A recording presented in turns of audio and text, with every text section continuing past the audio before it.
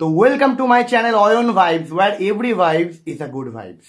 আচ্ছা, Euro Cup তো already শুরু হয়ে গেছে, সবাই এক একটা করে ম্যাচ খেলে ফেলেছে। তো বলতে গেলে রাউন্ড ওয়ান প্রায় শেষ সব কটা টিমের ক্ষেত্রে।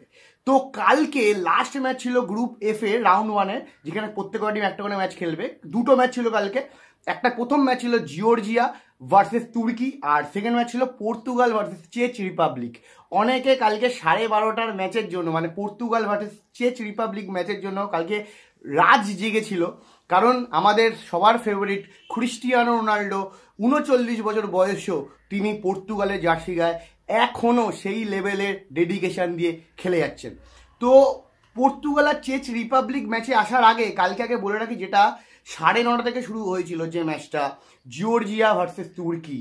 আর বলতেই হবে, যারা যারা এই ম্যাচটা দেখেননি তারা তুমুল মিস করেছেন। একটা দারুণ ম্যাচ কালকে উপহার পেয়েছি আমরা ইউরো কাপে জিওর্জিয়া ভার্সেস তুর্কির তরফ থেকে। যেভাবে জিওর্জিয়া কালকে ফাইট দিয়েছে অনবদ্য, মানে একটা এরকম টিমও যে একটা বড় টিমে রেখেছে। তুর্কি কিন্তু বড় টিম, নো ডাউট। তুর্কিতে যে প্লেয়ার আছে, আর্দা গুলার, ভবিষ্যতের তারকা, রিয়াল মাদ্রিদের লেজেন্ড, তাকে ওজিল বলা হচ্ছে। সত্যি অসাধারণ। কালকে যে গোলটা করেছে আর্দা গুলার, কিচ্ছু বলার নেই। 3-1 গোলে কালকে হারিয়েছে তুর্কি জিওর্জিয়াকে। এবার জিওর্জিয়া যে ফাইটটা দিয়েছে অনবদ্য।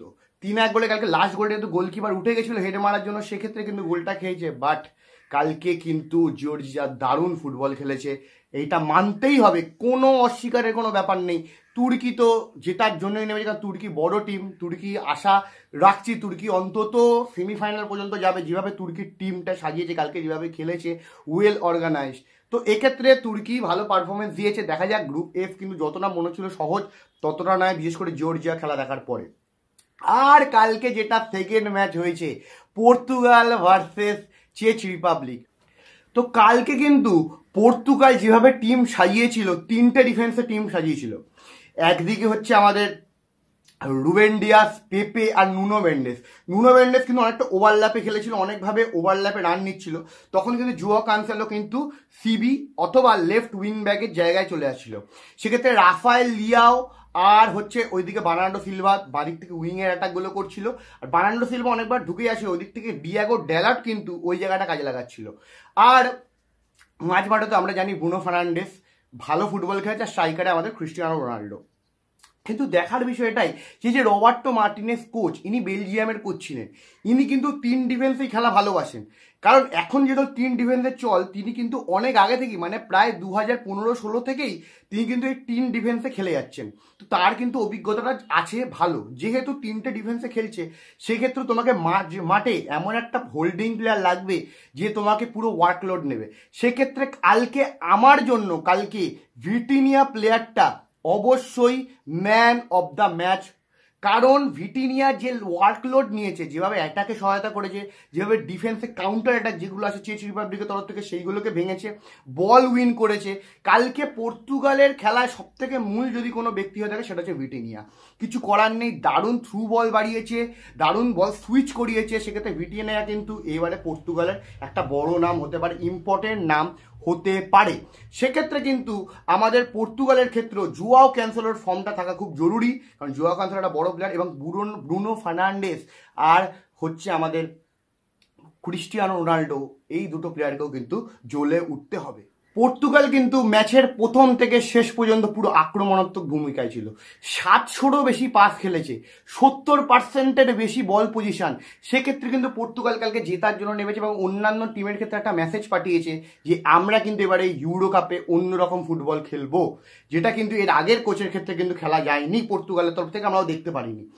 বাট কিন্তু এক্ষেত্রে কিন্তু বলতে, যদি ম্যাচের ব্যাপারে আসি, সেখানে কিন্তু পর্তুগাল 62 মিনিটে এই প্ল্যানটা একটু হলেও ফেল হয়ে গেছিল। কারণ প্রোভোট বলে চেক রিপাবলিকের প্লেয়ার 62 মিনিটে একটা অসাধারণ গোল করে দিয়েছিল।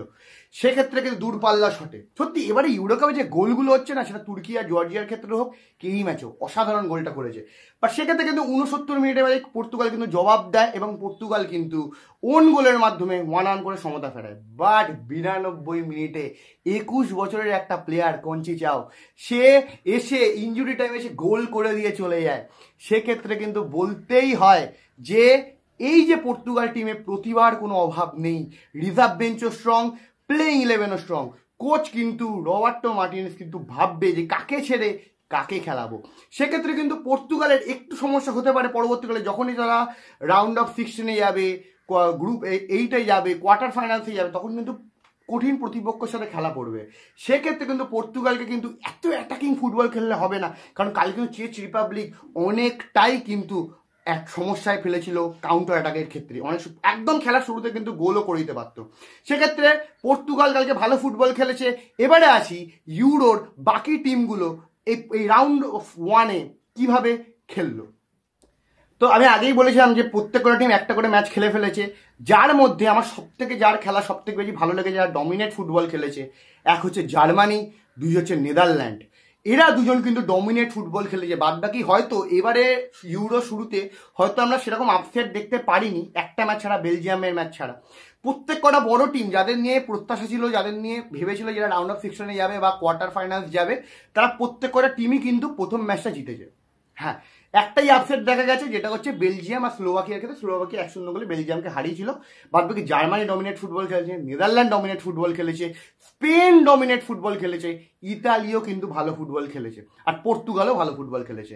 চিন্তার বিষয় কিছুটা হলেও ফ্রান্সের ক্ষেত্রে, কারণ ফ্রান্স কিন্তু সেরকম ডমিনেট ফুটবল খেলতে পারেনি, একটু চোট আঘাত হয়েছে, এমবাপেরও চোট হয়েছে, গ্রিজম্যানেরও চোট হয়েছে, সেক্ষেত্রে কিন্তু একটু ভাবতে হবে।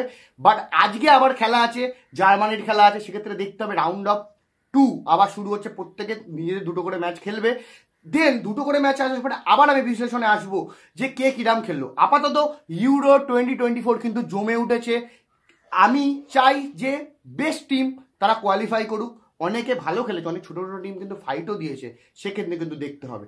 তো আপনাদের ভিডিওটা কেমন লাগলো কমেন্টে জানাবেন। আপনারা এবারে কাকে চান যে তারা উঠুক এবং আমাদের সারপ্রাইজ দিক, আমাদের ভালো ফুটবল উপহার দিক, সেটাও কমেন্টে জানাবেন। আপনাদের পর্তুগালের আর রোনাল্ডোর খেলা কেমন লাগলো সেটাও কমেন্টে জানাবেন। আর ভালো লাগলে লাইক সাবস্ক্রাইব করে দেবেন আর শেয়ারও করে দেবেন।